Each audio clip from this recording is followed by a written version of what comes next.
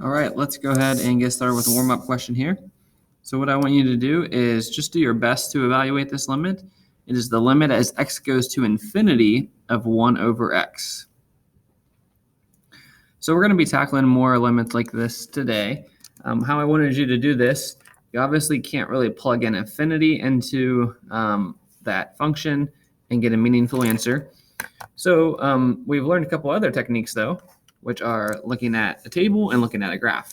Specifically, if you look at a graph of this function 1 over x, it might be a little bit difficult to see on your graphing calculator, but it does go like this.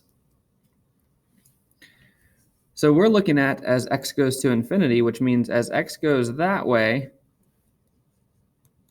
what y value does this approach? And what happens eventually on your calculator, it just sort of disappears because there's not enough pixels on your calculator. But what this is approaching as we go further and further to infinity, this is actually getting closer and closer to the y value of 0. You can see as we go this way, this is going to get closer and closer to the axis there to 0, but never cross it. If we were to look at in the negative infinity direction, that would be this way, and it actually also approaches 0 in that way as well. If you were to look at the table, well, all you'd want to do is plug in values that get bigger and bigger. So let's say we want to start with, 1. You just plug in 1 into your table, and you get 1 over 1. And so you plug in 10. Well, you actually get 1/10, right? Which is 0.1. If you plug in 100, 1 over 100, 0.01. If you plug in 1,000, we get 1 over 1,000, which is 0.001. And we continue this on. If we did 10,000, you get 0.0001. So you get the idea here. We're getting smaller and smaller decimals that are approaching 0 as we go to infinity. All of these numbers are getting closer and closer to 0. We're going to be evaluating limits like this today without the use of a graph or a table. As I've mentioned several times throughout this course, a significant part of the AP exam is doing questions without a calculator. So while it's nice to be able to do that with the graph here and with this table, if we had more complicated functions, you would definitely need a graphing calculator to do those computations, and you wouldn't have that ability. So we're going to learn some other techniques today by solving limits at infinity. Every other limit that we've solved so far has had a constant down here that as the x goes to a value has always been a constant. Today it's going to be more of a concept. Infinity is actually kind of a concept because there is no number infinity that we could actually, quantify. It's just increasingly bigger numbers. So that's what we're going to be looking at today. So the first thing I want to explain is what's the difference between an infinite limit and a limit at infinity. They sound very similar. Don't get too caught up in the wording. But an infinite limit is basically a limit where we get plus or minus infinity as our answer. So we solve it, and our answer again is plus or minus infinity. And then a limit at infinity, which is what we're going to talk about today, that is we'll call it the goes to value. The a is plus or minus infinity. So this is what we're going to talk about today. We have already seen these before, these infinite limits, where we end up with plus or minus infinity as our answer, and we said does not exist. So today we're going to look at what happens if we have the x goes to infinity or x goes to negative infinity. All right, we're going to do some experiments here today, and we're going to develop some rules based off of we'll call them experiments.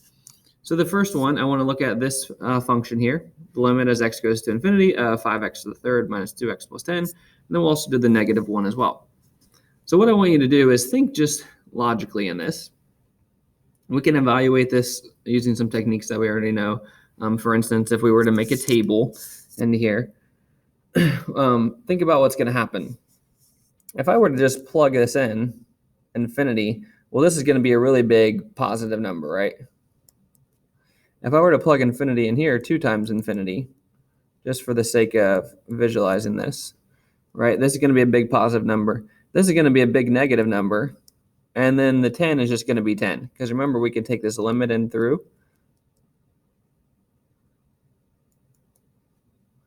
And we can do the same here. Right? Remember how we use these limit properties? Okay.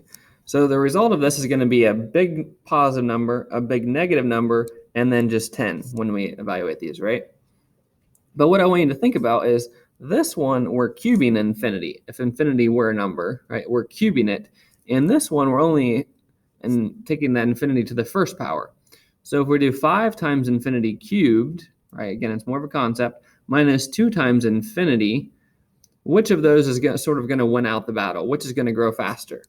Well, the answer is this one always grows faster, right? Because it's a higher power. Even if it were a lower number in front, so if this was 2 and this were 5, if we had those switched, this was still going to grow faster because it's got a higher power. And exponential growth is a lot bigger than just a constant growth. So what ends up happening is this is the only term that actually really matters, because this one's going to dominate those. And you'll see that if we were to plug in some values. So let's say I plug in standard 1, plug in like 10, 100, 1,000. Let's plug this in really quick here. So if I did 5x to the third minus 2x plus 10, and I were to look at my table of values, for 1, I get 13. For 10, I get 4,990. For 100, I get 5e to the 6th. That means 5 times 10 to the 6th power. So a really big number, and obviously it's going to get huge from there. So obviously we can see this is going towards infinity. And again, the reason why is this one, this first term, is going to go to positive infinity, right? Because if you have 5 times infinity cubed, it's going to go to infinity. Now this one would actually take us to negative infinity, because it's a negative 2 times an infinitely big number. So that would take us to negative infinity. But again, this first term dominates here. So it dominates the rest of it. And as we'll talk about here in a sec, the only term that actually really matters is that first term. All right, so the next one is just negative infinity. So think about what's going to happen here. If I were to do the same f of x chart, if you can predict what's going to happen, if I just change that to a negative 5x to the third. I'm sorry, actually, we don't even need to change the function. It's just if we plug a negative number into it, right? So these should all be negatives. If we plug a negative number into this and you cube it, well, it's going to still be negative. So this is going to be a negative big. This one actually becomes a positive big number because we're plugging a big negative number into it. And then we still got 10. But again, what's going to happen is this negative big number is going to dominate this one because it's the third power. So when we plug in some values into here, negative 1 is going to give us 7.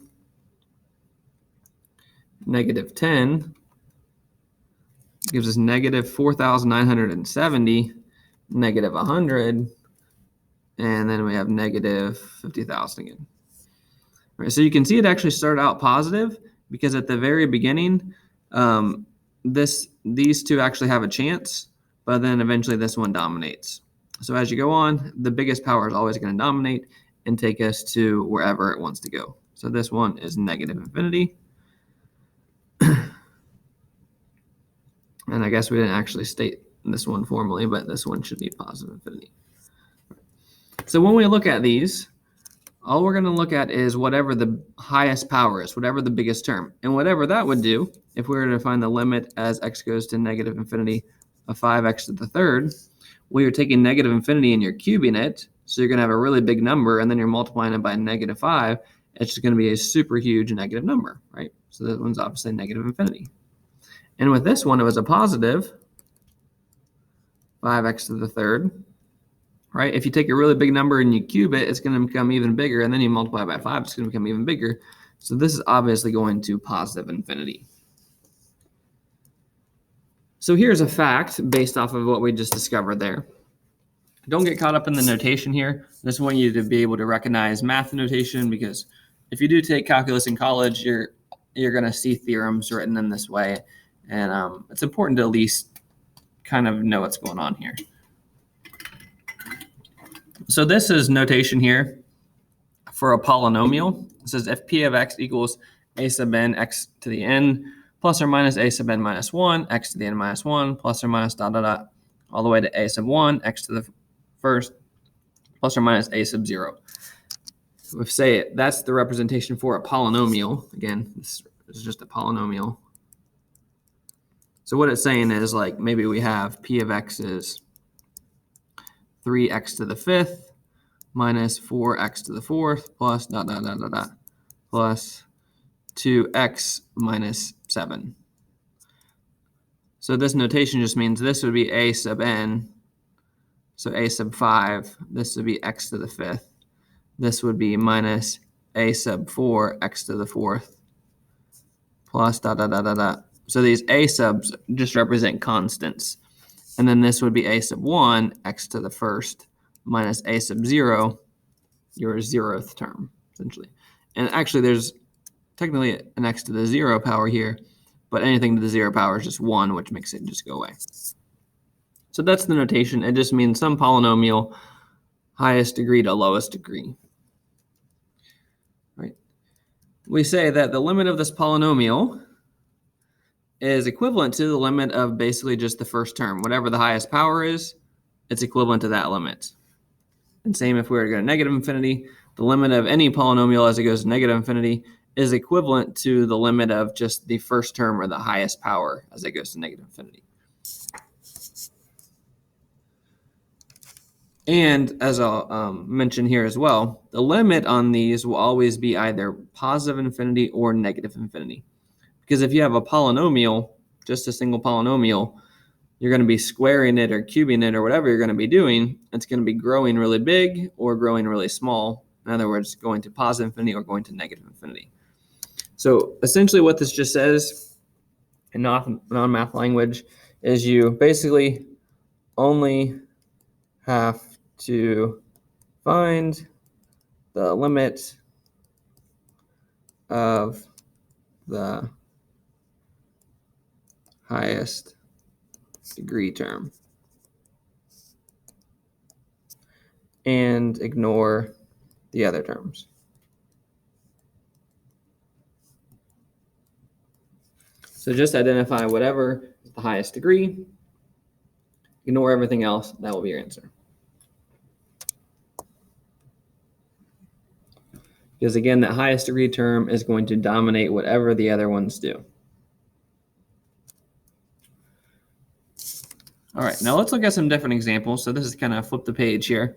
Now we're going to be looking at rational functions, meaning fraction functions. And let's see what's going to happen here. So if you were to just use intuition, we actually did this as our warm-up question. Right, this is the same one. We saw what happened as we plugged in values. As you plug in 1, you get 1/10. You plug in 10, you get, 1 is 1 over 1. 10 is 1 over 10. 100 is 1 over 100. You can see what's happened here. These obviously approach 0, right? Okay, now we didn't do the negative direction, but if we consider that same function, and we do -1, so we're plugging in negative big numbers. It'll be 1 over -1, -10, 1 over -10, -100, -1 over 100, -1,000, obviously same thing. All right, so these are going to be really small numbers, again, but they're going to be negative, but they're going to be getting closer and closer to 0. It's going to be like -0.1, then -0.01, then -0.001, -0.00001. Right, so we're going to be approaching 0 from either direction. So both of these are going to be 0. So our strategy basically when we're evaluating some more complicated rational functions is to kind of try to turn them into these functions here. Because if we can turn it into, like, for instance, a constant over x, it doesn't matter the fact that it's 1. If it was 5 over x, and then we look to find the limit, it wouldn't matter. It would just be, well, 5 over 1, 5 over 10, 5 over 100, 5 over 1,000, 5 over 10,000, and you're still going to get super small decimals approaching 0. So no matter what the constant is on top of there, if we have a constant over a variable, we're going to have the same behavior in every case. It might start out at 5, but then it's going to be 0.5, right? And then it's going to be 0.02, and then it's just going to keep going from there. So it's still going to approach 0. So kind of a strategy which we're going to be using is we want to essentially turn everything into a constant over x. And we're going to use this strategy to develop our rules here. All right, so bearing that in mind, let's go ahead and try a couple more experiments here. So you can just follow along on these. Don't feel like you have to write down everything, but I just want to sort of prove to you how we're going to be coming up with the rules that we're going to be doing. Another thing I found is in college math classes, your professor ends up doing a lot of proofs. They aren't always the most helpful thing. You obviously get some practice problems as well, but the higher you get in math, the more you need to be able to prove things and prove how things exist. All right, so hopefully I can illustrate some of those to you. Okay, so for this one, if we just think logically, first of all, before I do anything, if you were to just plug in infinity, right? Plug it in, you would have essentially 5 times infinity over 2 times infinity squared minus 1. So on the top, well, 5 times infinity would be infinity. On the bottom, infinity squared times 2 would be positive infinity minus 1. Well, infinity minus 1 would still be infinity. So you would essentially end up with infinity over infinity, which isn't really helpful, right? So that strategy is not really going to work. Now, what you might be thinking, though, and you would be correct, is the bottom, you're squaring the infinity, right? So it's going to grow faster than the top, right? The bottom should grow faster because you're squaring infinity. It doesn't matter that the fact that you're multiplying by 5 on top versus 2 on bottom. The fact that you're squaring this, right? Squaring infinity means it would grow faster. So if the bottom grows faster than the top, think about what's going to happen there. All right, now using this strategy we just talked about, if we can try to turn everything into sort of like a constant over x, if we were to do that, there is a way you can do this. And the way that you do that is you take the original function, and we're going to multiply this by 1 over the highest power that's in both the top and the bottom. So the highest power that's in both of these, this has an x to the first power, and this one has an x squared. So we're going to multiply this by 1 over x over 1 over x. It might seem kind of confusing why I'm doing that, but just bear with me for right now. And I can do this because 1 over x over 1 over x is equivalent to just 1, right? It equals 1. Because anything over itself is 1. Now, the reason I would do this is when I multiply on the top, it becomes 5x over x, right? It's 5x times 1 over x. On the bottom, I get 2x squared over x minus 1 over x when I distribute that through. And then if I just simplify this a bit, on the top, I'm left with just 5. On the bottom, I'm left with, this is going to cancel out one of those, 2x minus 1 over x. Right? Okay, now if I bring the limit back here, and if I were to now evaluate this, I actually have turned it in sort of into the idea that I wanted to here, turn everything into a c over an x, and I'll show you why. So on the top, I just have the limit of 5. Well, it doesn't matter what I'm plugging into it, the limit of a constant is just that. So essentially I have 5 over 2 times infinity is going to be infinity, right? Minus, and if we do the limit of x 1 over x as x goes to infinity, that's going to be 0, as we just sort of came up with, right? So we know this turns to 0. And actually, I'm going to leave this as 2x on the bottom for right now. 5 over 2x. We know that that one's going to go to 0. So we're essentially left with just 5 over 2x. And now if we evaluate the limit of that, well, that's essentially what we were trying to say, some constant over an x. We know that the top's going to stay the same. It's always going to be 5, and the bottom's going to grow super, super big. If it's a really big denominator over a constant, that's going to take us to 0. And again, if you're confused by this, don't be discouraged. Just hang in there. All right, now if we were to do the same with the other one, where it's negative infinity, do the same strategy here, multiply by 1 over x over 1 over x, we end up with 5x over x, 2x squared over x, minus 1 over x. And again, we end up with 5 over 2x. This, again, goes to 0 because when we take the limit in, that's going to take that to 0. So we end up with the same thing. So we have the limit as x goes to negative infinity. So the top's going to stay 5, and the bottom's going to become negative infinity, right? Because we're doing a negative infinity times 2. Well, it doesn't matter if it's positive or negative. The bottom's going to be really big, right? Big negative, and the top is going to be 5. So that's going to take our overall fraction to 0. So that's our first sort of instance here. And if you'll notice in this example, the denominator power was bigger than the numerator.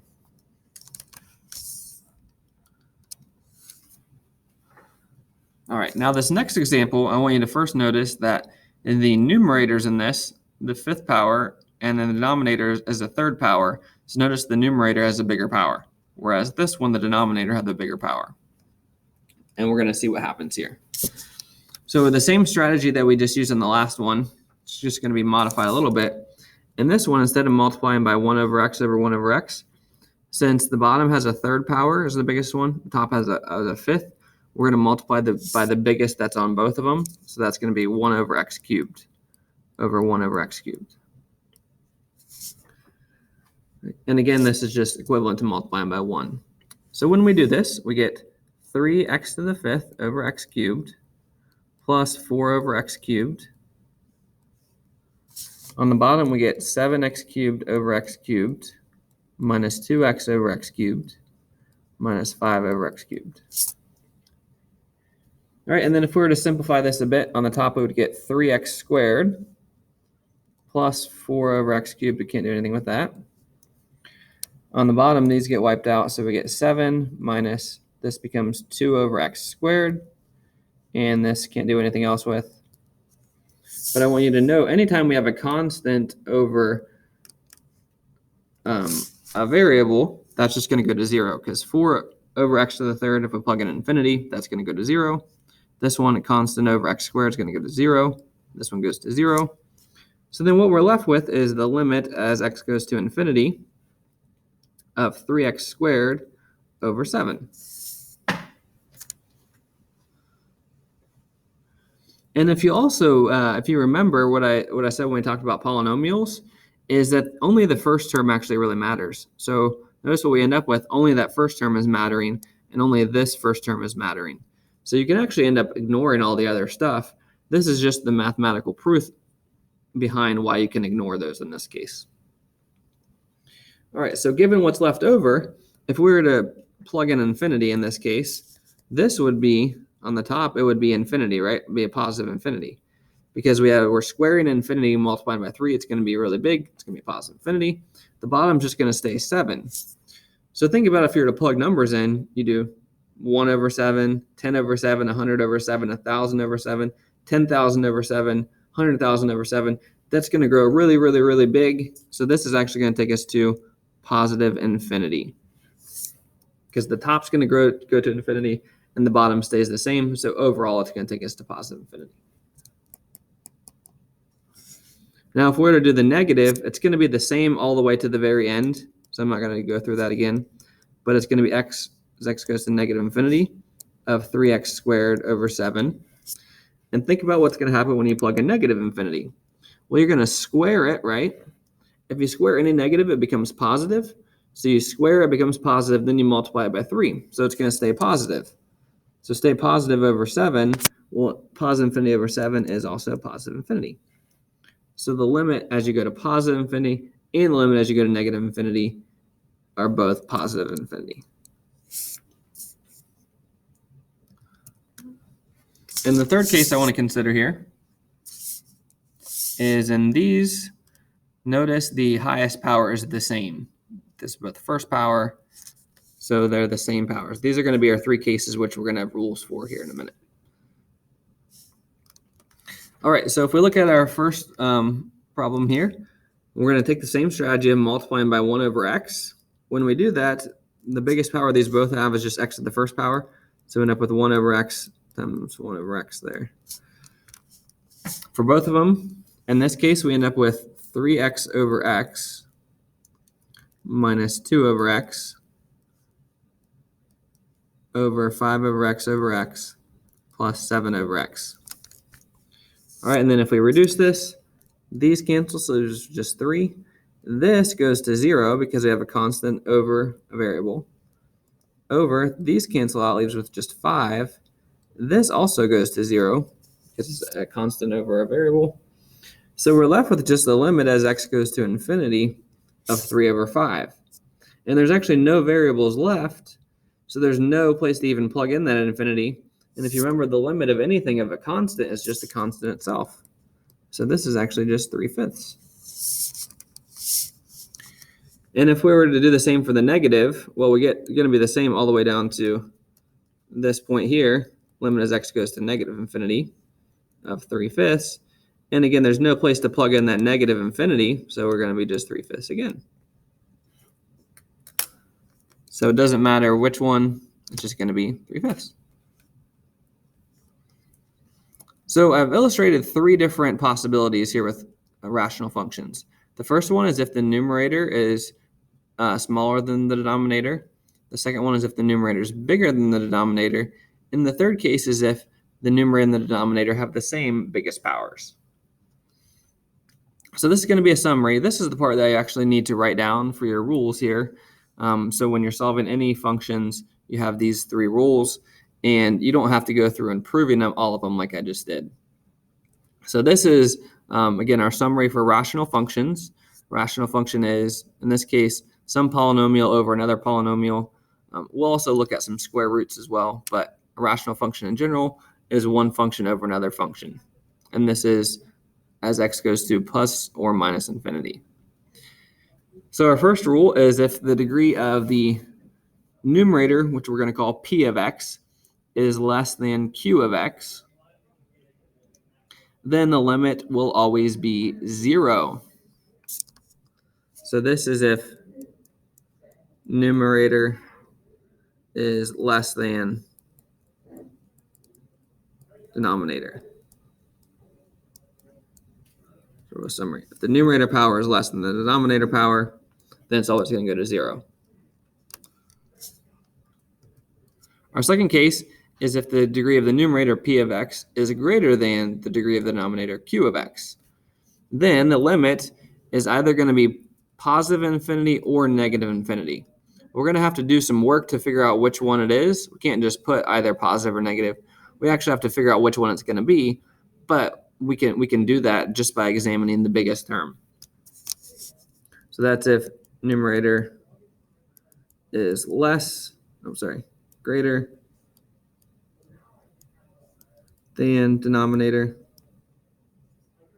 It equals positive infinity or negative infinity. You have to plug and check.